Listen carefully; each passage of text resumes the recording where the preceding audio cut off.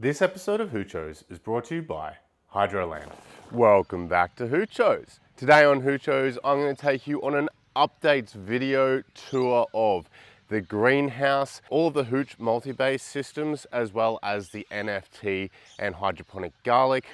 We're going to have a look at the hidden hydro system. I'm going to share with you some new 3D prints that I've been working on, including United Kingdom and European rain gutter grow system design. We're going to have a look at the Nodder flood and drain system and the wicking hydroponic system's progress. But first, let's start with a time lapse.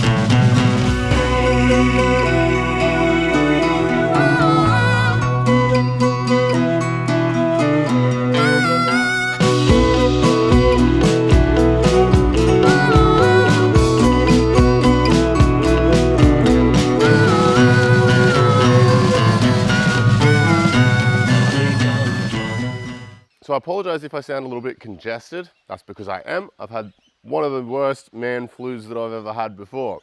I'm just coming out of it now. So let's have a look in the greenhouse.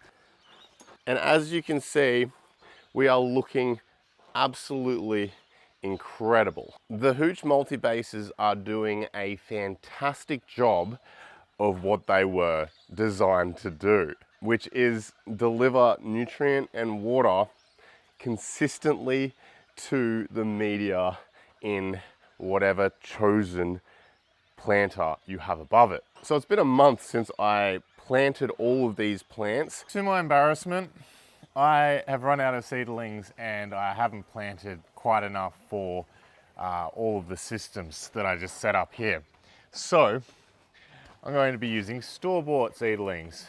Here I have like a bunch of tomatoes, capsicum, eggplants, zucchinis, cabbage, and I'm going to be planting them out throughout the system and labeling them as I go. And there it is. We are all planted out and ready to grow. I'm going to set up some time-lapse cameras and we'll see how they grow.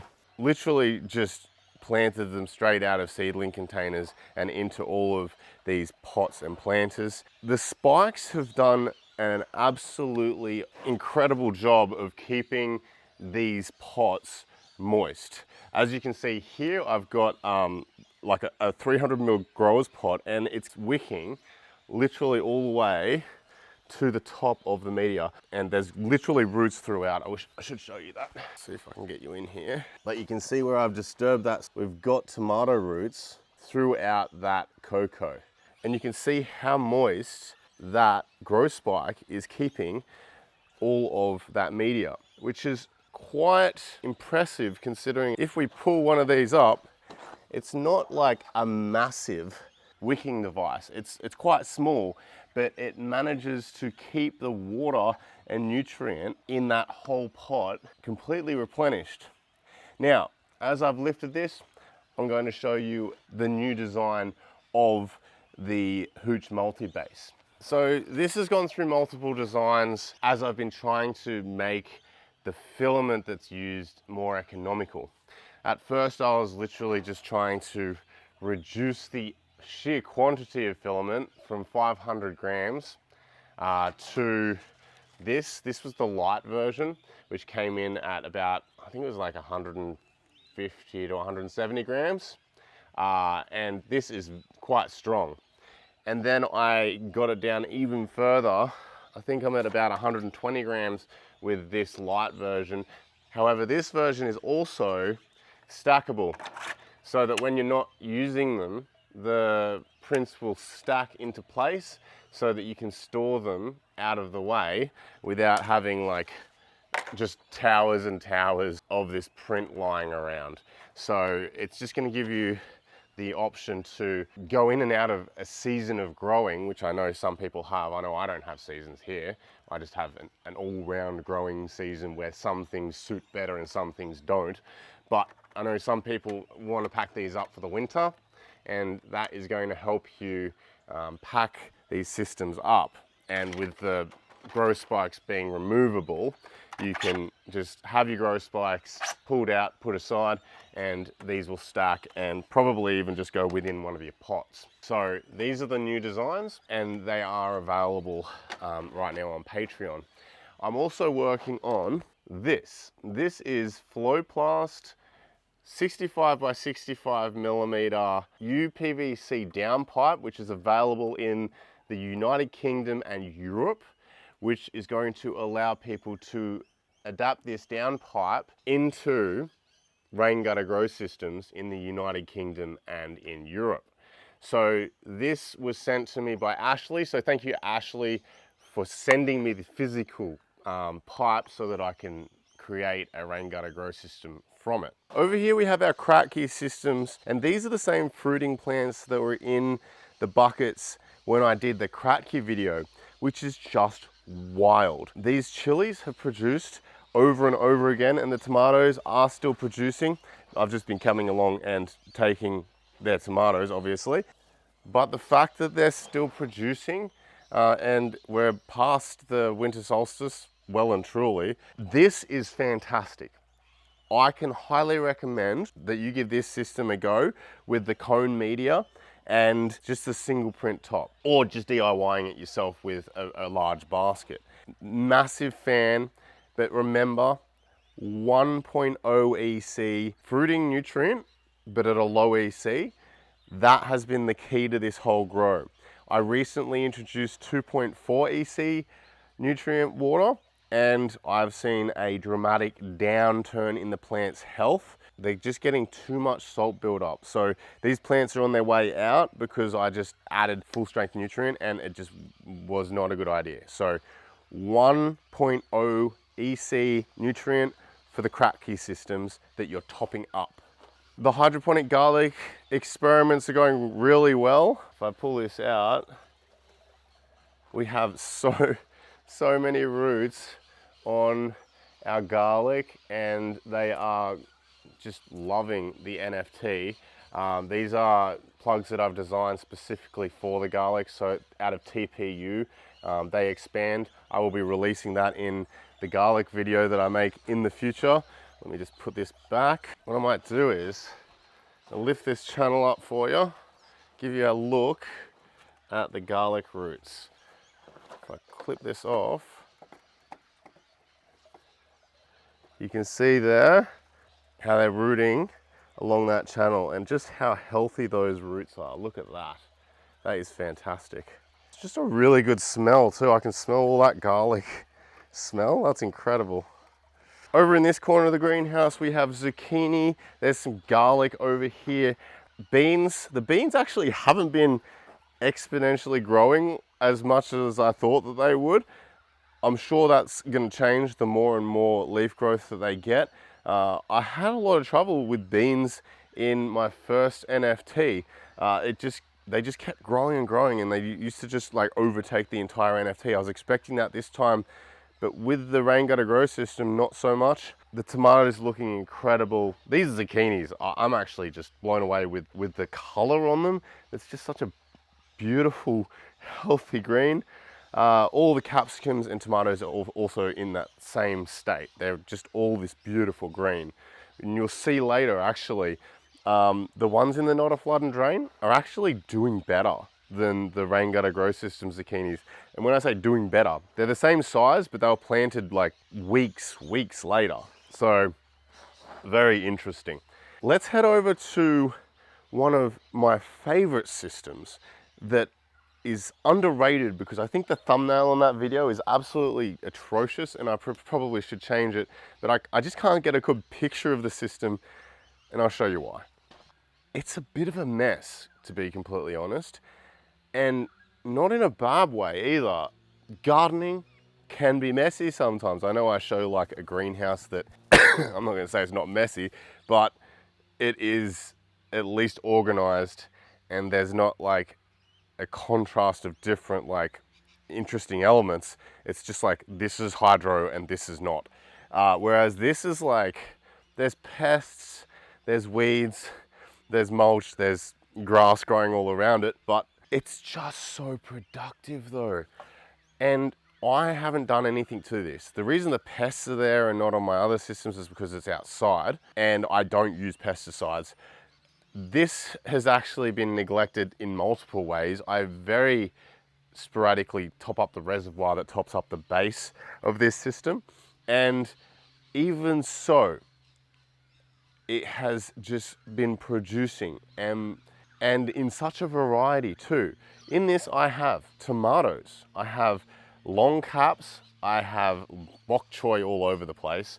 I've got broccoli, I've got cabbages. There is just so much stuff going on here, and it handles it without breaking a sweat. It's just a fantastic system, and it looks really great, especially if you were to keep on top of it. Yeah, big fan. Go back and watch the video with the shitty thumbnails. I'm sorry about my thumbnails. Okay, so one of the things I've been meaning to do is redesign this wicking seedling propagator system. So what I want from you is, in the description of this video or on Patreon, I want to hear from you what you've liked about this system and what you don't like about this system, and what you'd like to see in future updates of this system. So yes, it's wicking and it's got the domes and stuff, but what size configurations would you like to see? The things that you'd like the most, if you could have your ideal propagation system. A 6 planter configuration, a 24 planter configuration, 12 planter. What are you looking for? What do you need? All right, let's go outside and have a look at our wicking and not a flood and drain system. All right, let's start with the not a flood and drain system. This system is exceeding my expectations.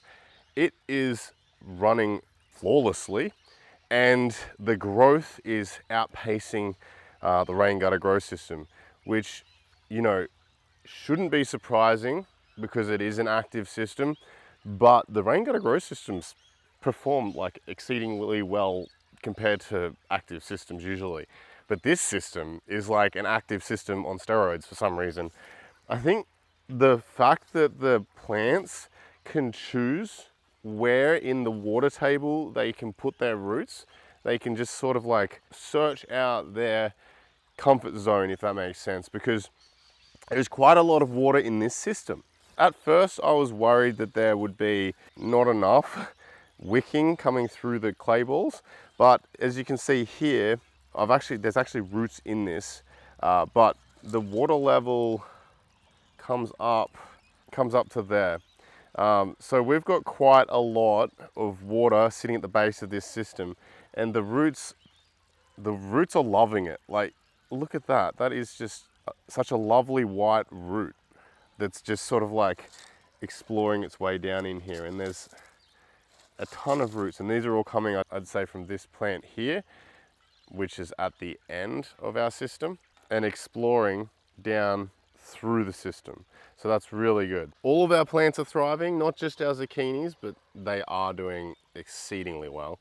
Heaps of our leeks have survived. Some of them just weren't long enough, didn't get down into, so you got this slot here and this slot here. They just weren't, the roots weren't long enough, they didn't get down in the water fast enough, but we have got a lot of the leeks surviving. even though they are getting crowded out by these massive zucchinis. The system is working as planned. It's returning real well. The only thing I'm future worried about is the logs seem to be sort of like splaying out on either side of each end. Now, this is easy fix. You would just drill a hole in here, drill a hole in here, and I'm gonna reinforce it with a threaded rod that's gonna go straight through and hold these together, because it's not the weight of the media, it's just because one side is getting sunlight and the other isn't. It's either the heat or the moisture that's causing it to sort of like shrink on this side and expand on the other side, if that makes sense. And we're getting the same on both beds. So let's have a look over here at the wicking bed, and it's doing really bloody well as well. Not as fast growth. I thought that these tomatoes would be well and truly on their way, similar to the rain gutter grow systems up in the greenhouse. They took a little bit longer, but they were a little bit sickly as well when they put them in. But we're getting really good growth. You can see how healthy these spring onions are. They were a little bit beyond when I put them in, but they've sprung back. Not as much growth in this system, but it is a wicking cocoa based system. I've not had any problems with it. I'm getting a little bit of the same on the ends here, not as much. Definitely down this end, we've got that split. As you can see, the little bit splayed apart, so I'll probably have to do a threaded rod through this as well. And if this was like heavy material, I would probably even encourage doing one through the middle, just to keep the beds from splitting apart, but it's not really heavy. I'm going to put one in the ends eventually if it gets to be a problem, but I'll let you know. That's what this is all about. This is about me testing it so you don't have to, and I'll fix all the problems. I'll just deal with it for you. The reservoir for this system is only down to about there. So it's used about 60 litres of nutrient over its life so far.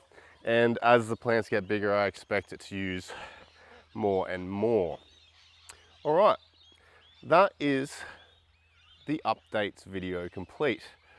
I hope you enjoyed this episode of Hoochos. I've really been enjoying watching the plants grow. It's been slow growing because it's been winter, but like, as a lot of you have pointed out, is it really winter ever in Queensland? Happy hydroponicking, and I will see you next time on Hoochos. I apologize. I've been congested this whole episode. I've been coughing and spluttering literally as I've been filming it. I've been quite sick, so if you got this far, I am sorry that you've had to deal with nasal hooch.